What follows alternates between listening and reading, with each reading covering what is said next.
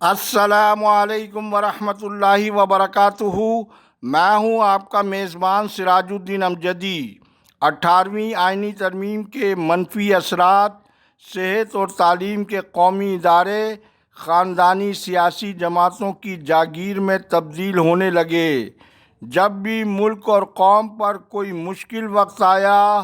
اللہ کے حکم سے ہر ابتلا و آزمائش میں پاک فوج ہی کام آئی۔ محکمہ صحت سندھ با کمال افسران، لاجواب خدمات، سول اسپتال کراچی کروڑوں روپے کے بجلی کے بلوں کی زد میں آ گیا۔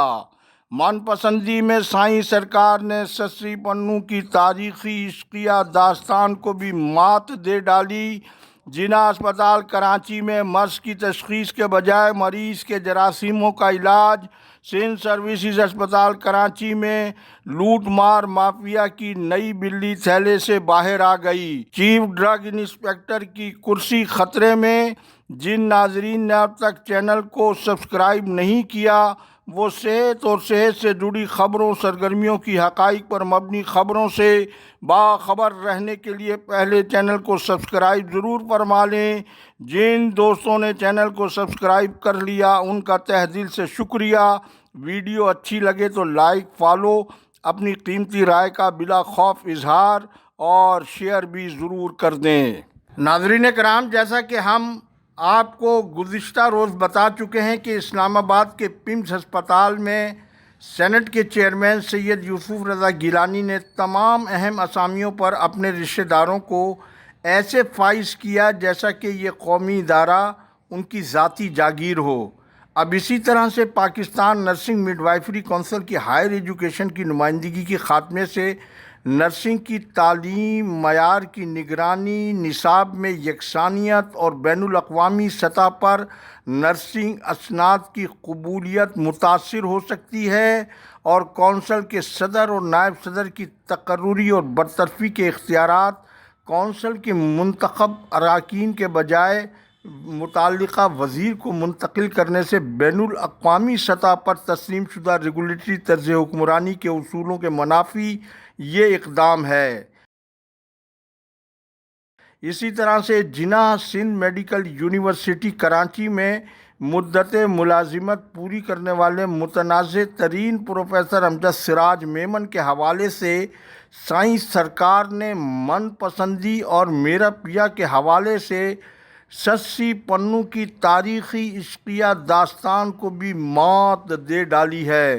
پہلے آپ LDN کی اسکرین پر پروفیسر امجد سراج میمن کی مدت ملازمت کی توسیع دینے کے حکم نامے کا عکس ملاحظہ فرمائیں۔ آپ نے پروفیسر امجد سراج میمن کو نوازے جانے پر سرکاری حکم نامے کا عکس ملاحظہ فرمایا۔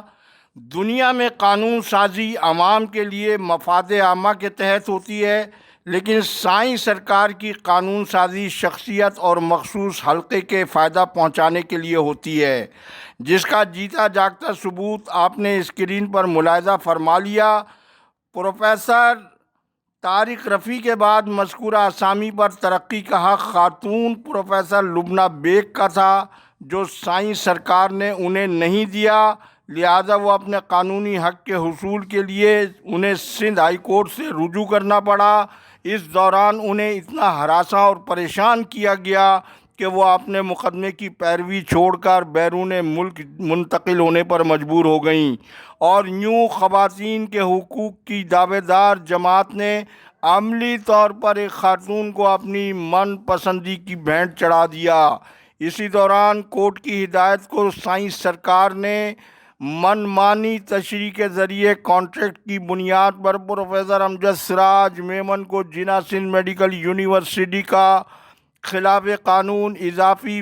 چارج دیتے ہوئے وائس چانسلر مقرر کر دیا۔ پروفیسر امجد سراج میمن MD کیٹ کے امتحان میں سنگین بدعنوانی اور دھاندلی کے تحقیقاتی کمیٹی کے فیصلے کے مطابق ملزم سے مجرم قرار پائے، کیونکہ کمیٹی نے الزامات کی تصدیق کرتے ہوئے MD کیٹ کے دوبارہ امتحانات منعقد کروائے، لیکن پروفیسر امجد سراج میمن سائیں سرکار کے اتنے من پسند تھے کہ ان کے سنگین سیاہ کارنامے کو بھی فراموش کر کے انہیں نوازنے کے لیے قانون میں ترمیم کر کے سائنس سرکار نے ثابت کیا کہ جسے پیا چاہے وہی سہاگن،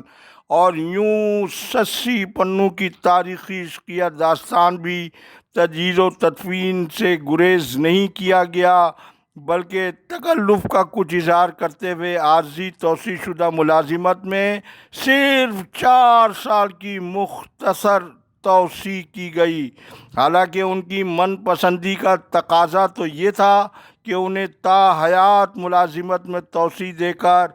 تمام ترقی کے منتظر پروفیسرز کو ویسے ہی گھر بھیج دینے کا اعلان کر دینا چاہیے تھا۔ ناظرین کرام، کراچی کے بڑے سرکاری سول اسپتال اور جناح اسپتال میں باکمال انتظامی افسران اور لاجواب خدمات کی بنا پر دونوں بڑے اسپتالوں میں بد انتظامی بدعنوانی اوج پر اور صحت مافیا موج میں ہے۔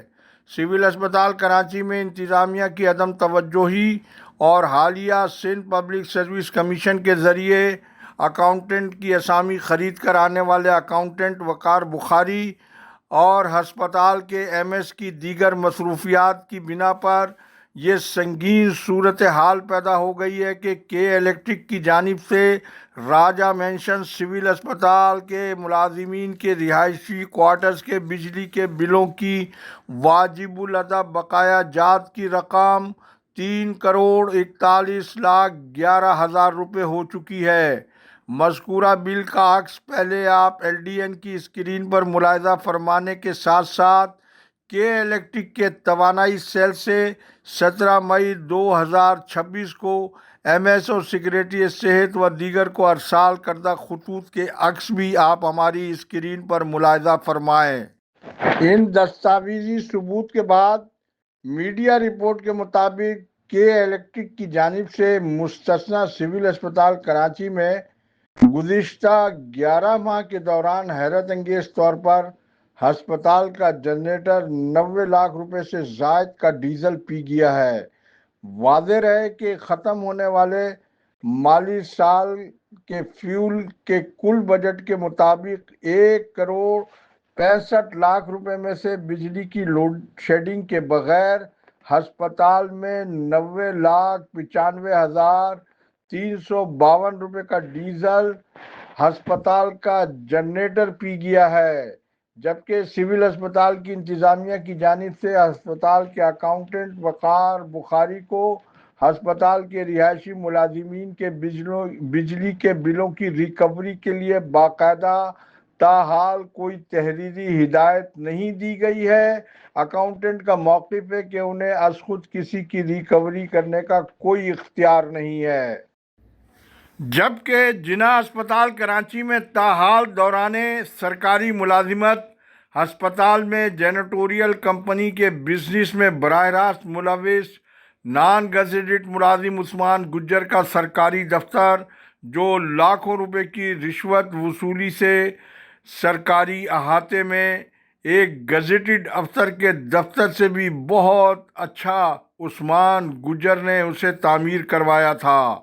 گزشتہ روز ایک انتظامی حکم پر مذکورہ دفتر کو توڑ پھوڑ دیا گیا ہے، یعنی یہ ایک ایسا اقدام ہے کہ مرض کی تشخیص کے بجائے مریض میں پائے جانے والے چھوٹے موٹے جراثیم پر کارروائی کر کے جس عثمان گجر کو معطل کر کے اعلیٰ سطحی تحقیقاتی کمیٹی کے ذریعے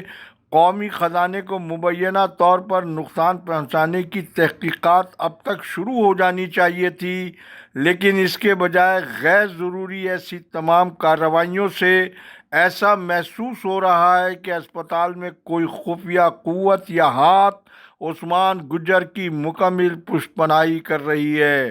تحقیقات ہوگی تو یہ بھی پتہ چلے گا کہ اسٹاف کالونی کے سرکاری مکان میں ان کا بزنس آفس کس قانون کے تحت کھلا تھا اور تاحال کھلا ہوا اور فعال ہے۔ مذکورہ کمپنی کو کام سے بھی نہ روکنا ایک بہت بڑا سوالیہ نشان ہے، جبکہ اس دوران ایل ڈی این کی نہ دیکھنے والی تحقیقاتی ٹیم کو یہ بھی پتہ چلا ہے کہ جناح اسپتال کی رہائشی کالونی میں ملازمین کے علاوہ ان کے رشتہ دار کس قانون کے تحت سرکاری رہائش میں رہائش اختیار کیے ہوئے ہیں، اور جناح اسپتال کی انتظامیہ یہ بھی واضح کرے کہ عثمان گجر جو خود قانون شکنی کا مرتکب ہوا ہے، اسے انتظامیہ نے کیا صحافی کو قانونی نوٹس دینے کی بھی اجازت دی ہے، اور نہیں دی ہے تو عثمان گجر کا یہ قانونی نوٹس خود ان کے گلے کا ہار بھی بن سکتا ہے۔ سندھ ڈرگ ایڈمنسٹریشن میں متنازع سندھ پبلک سروس کمیشن نے ارشاد مہر نامی دیو مالائی ڈرگ انسپکٹر بھرتی کرنے کی نئی تاریخ رقم کر ڈالی ہے۔ پہلے آپ ایل ڈی این کی اسکرین پر 5 جون 2026 کو چھٹی کے روز جاری کیے جانے والے ایک نوٹیفیکیشن کا عکس ہماری اسکرین پر ملاحظہ فرمائیں۔ آپ نے ارشاد مہر نامی گریڈ 17 کے ڈرگ انسپکٹر، جن کی حالیہ مدت ملازمت کی تصدیق کا عمل ابھی باقی ہے، پہلے تو حیرت انگیز طور پر ان کی پہلی تقرری ان کے ہوم ڈسٹرکٹ میں ہونے کے بجائے ضلع سجاول میں کی گئی، لیکن بغیر کسی جواز کے ضلع ملیر کراچی سے گریڈ 18 کے سینئر ترین ڈرگ انسپکٹر طاہر خانزادہ کو محکمے میں رپورٹ کرنے کا حکم دے کر ارشاد مہر کو گریڈ 18 کی اسامی پر تعینات کر دیا گیا، اور اب چھٹی کے روز 5 جون 2026 کو حالیہ نوٹیفیکیشن کے مطابق انہیں بغیر بار کوڈ کے جاری شدہ نوٹیفیکیشن ارشاد مہر کو ضلع ٹھٹے کا خلاف قانون اضافی چارج کا حکم نامہ بھی جاری کر دیا ہے، جو قمر الدین کھاوڑ سیکشن افسر کی جانب سے جاری کیا گیا ہے۔ فی الحال تو ارشاد مہر 440 وولٹ بجلی کے کرنٹ کے حامل 240 فی کلومیٹر کی رفتار سے دوڑنے والی وہ تیز رفتار گاڑی نظر آ رہے ہیں کہ اب ان کا صرف چیف ڈرگ انسپکٹر سندھ کے اضافی چارج کا نوٹیفیکیشن جاری ہونا رہ گیا ہے۔ تو اگر ایسا ہوا تو ڈرگ ایڈمنسٹریشن سندھ میں یہ کوئی عجوبہ نہیں ہوگا۔ الحمدللہ ایل ڈی این کی کل کی خبر درست ثابت ہوئی، chairman anti corruption Zulfiqar Ali Shah کی چھٹی ہو گئی، جو صوبہ سندھ میں اینٹی کرپشن کے حقیقی تشخص کو اجاگر کرنے کے لیے ایک نیک شگون ہے۔ اللہ حافظ۔ پاکستان زندہ باد، کرپشن مردہ باد، عوام و افواج پاکستان پائندہ باد۔